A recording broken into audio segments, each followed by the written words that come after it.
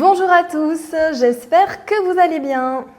Dans cette vidéo, je vous donne mon meilleur conseil pour retrouver une alimentation sereine. C'est parti! Bonjour, je m'appelle Ophélie Simon, je suis neuropsychologue et psychologue clinicienne. Le but de cette chaîne est de vous apporter des informations sur la psychologie en général et plus particulièrement sur l'hypnose et le MDR, qui sont mes deux outils thérapeutiques de prédilection.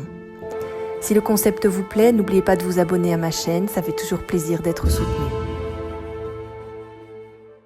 Aujourd'hui, nous allons donc parler de sérénité alimentaire car je sais que beaucoup d'entre vous ont une relation plutôt difficile, voire carrément chaotique avec leur alimentation.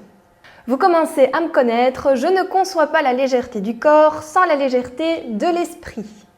Je vous livre donc mon meilleur conseil pour recommencer à manger de manière saine et sereine et donc favoriser l'allègement de votre corps. Premièrement, manger. Vous faites partie de ces personnes qui sautent des repas en se disant qu'elles maigriront plus vite? Oui, je sais, vous êtes nombreuses dans ce cas. Et pourtant, faire ça ne sert strictement à rien. D'abord parce que cela ne fait qu'augmenter votre frustration et favorise les crises de bouffe ou les envies de grignotage et donc il y a un risque de prise de poids. Ensuite parce qu'un corps affamé se met à stocker dès que vous lui redonnez de la nourriture et donc là aussi il y a un risque de prise de poids. Les filles, s'il vous plaît, votre corps a besoin d'énergie pour fonctionner correctement. Si vous ne le nourrissez pas correctement, il va vous pousser à manger n'importe quoi pour sa survie.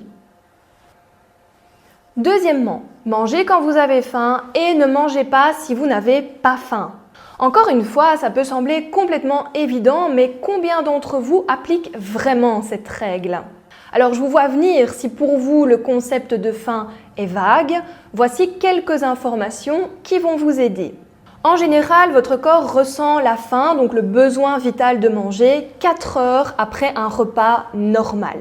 Si vous ressentez le besoin de manger avant ça, il faut se poser des questions. La sensation de faim peut se manifester de façon différente, notamment avec l'estomac qui gargouille. Mais ça, j'y reviendrai certainement dans une autre vidéo. Et surtout, rappelez-vous, l'ennui, c'est pas de la faim. La colère, c'est pas de la faim. La tristesse, ce n'est pas de la faim non plus. Troisièmement, mangez pour que votre corps soit nourri correctement. Vous êtes tellement nombreuses à me décrire des crises de bouffe ou du grignotage compulsif et à me dire que cela apparaît vers 16h30, 17h quand vous rentrez du boulot. Il y a plusieurs explications à cela. La première, c'est que votre dernier repas ayant été pris 4 ou 5 heures avant, votre corps commence à être en manque d'énergie. Donc, qu'est-ce qu'il fait? Vu que le corps il est quand même vachement bien fait, il vous pousse à manger pour récupérer de l'énergie. Mais comme pour vous, ce n'est pas l'heure du repas, vous craquez sur des trucs un peu cracra. Alors, comment est-ce qu'on fait pour contrer ça? Eh bien, on prend un goûter.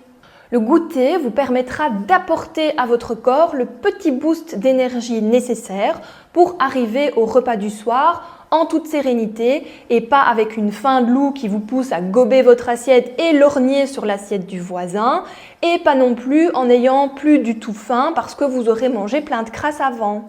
Vous comprenez donc ici qu'il ne faut pas mettre n'importe quoi dans son goûter.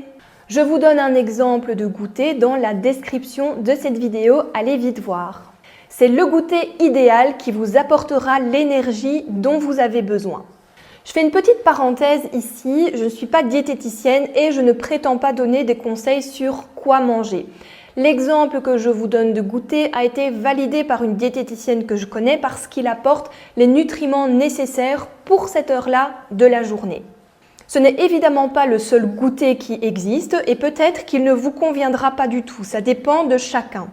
N'hésitez vraiment pas à consulter quelqu'un de compétent qui pourra analyser votre propre profil et vous donner des conseils personnalisés.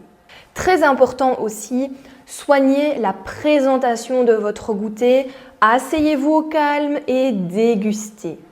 Parce que la seconde raison pour laquelle vous avez envie de défoncer le frigo quand vous rentrez du boulot, c'est parce que vous avez du mal à faire la transition entre deux mondes. Le monde du boulot et le monde perso. Mais ça, je vous en parlerai certainement aussi dans une autre vidéo. Je vous dis à bientôt. Tenez-moi au courant si vous avez testé mon exemple de goûter. Si cette vidéo vous a plu, n'oubliez pas de la liker. Si vous connaissez des personnes qu'elle pourrait intéresser, partagez-la et surtout, abonnez-vous à la chaîne pour montrer votre soutien. Ça fait toujours plaisir.